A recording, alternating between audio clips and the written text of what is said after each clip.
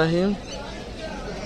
বৃহস্পতিবার বাংলাদেশ প্রতিদিন 1 মে 2025, 18 বৈশাখ 1432। অসময়ে ব্রহ্মপুত্রের ভাঙ্গন, কুড়িগ্রাম বিলীন, ফসলে জমি বসতি। খন্দকার একরামুল হক সম্রাট কুড়িগ্রাম থেকে জানিয়েছেন, কুড়িগ্রামে নদ নদীর অসময়ে তীব্র ভাঙন দেখা দিয়েছে। নদী তীরের মানুষ পড়েছে চরম বিপাকে। ব্রহ্মপুত্র নদের ভাঙন মারাত্মক আকার ধারণ করায় দিশেহারা স্থানীয়রা। এক সপ্তাহের ব্যবধানে শতাধিক বিঘা জমি, ফসলি জমি নদীতে বিলীন হয়েছে। ধসে গেছে গ্রামীণ সড়ক ও 10টি বসতভিটা। নদী ভাঙনের হুমকিতে রয়েছে রসুলপুর জামে মসজিদ ও একটি মাদ্রাসা, রসুলপুর ঈদগাহ, বেশ কিছু স্থাপনা। সরেজমিনে জানা যায়, কয়েক বছর ধরে জেলার ধরলা, তিস্তা ও ব্রহ্মপুত্র নদে ভাঙন বেড়ে চলছে। বিশেষ করে বর্ষা মৌসুমে ব্রহ্মপুত্র সহ সবকটি নদী ভয়ঙ্কর রূপ ধারণ করে। উলিপুর উপজেলায় বেগমগঞ্জ ও সাহেবের আলগা ও হাতিয়া ইউনিয়নের কয়েক গ্রামের মানুষ ভাঙন আতঙ্কে দিন কাটাচ্ছে। বছরের পর বছর ভাঙনের ফলে কৃষিজমি, ঘরবাড়ি হারিয়ে অনেকে মানবেতর দিন কাটাচ্ছে। প্রতি বছর নদী ও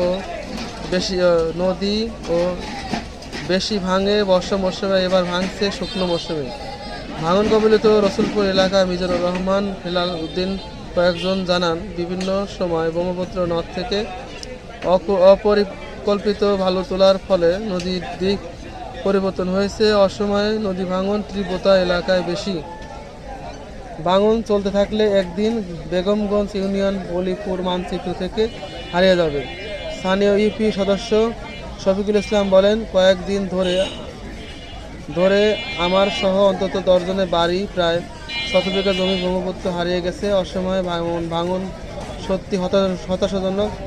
স্থানীয় পানি উন্নয়ন বোর্ড ও পাওবো নদী ভাঙনের সাময়িকভাবে জিও ব্যাগ ফেলে প্রতিরোধের চেষ্টা করলে তা কাজে আসছে না, অভিযোগ স্থানীয়দের। তারা জানান, কিছুদিন ধরেই পরে আসছে বর্ষা মৌসুম। শুষ্ক মৌসুম যদি স্থানীয়ভাবে নদী ভাঙন প্রতিরোধ কাজ না করা হয়, তবে 3টি ইউনিয়নের অনেক এলাকায় বন্যা প্লাবিত হওয়ার পাশাপাশি ব্রহ্মপুত্র ও করাল গ্রাসে মুখে পড়বে। হাতিয়ার ইউপি চেয়ারম্যান জানান, আবুল হোসেন, ইতিমধ্যে বন্যা আশ্রয় কেন্দ্র বিভিন্ন স্থাপনা নদীগর্ভে চলে গেছে। ভাঙন প্রতিরোধে পাওবো বালুর বস্তা ফেলা ছাড়া স্থানীয় কোনো ব্যবস্থা নেয়নি। নদী ভাঙন প্রতিরোধে স্থানীয় প্রকৌশলী জানিয়েছেন। পাওবো ও নির্বাহী প্রকৌশলী রাকিবুল হাসান জানান, ধরলা নদীর তীরে প্রায় 6 কিলোমিটার এলাকা স্যান্ড সিমেন্ট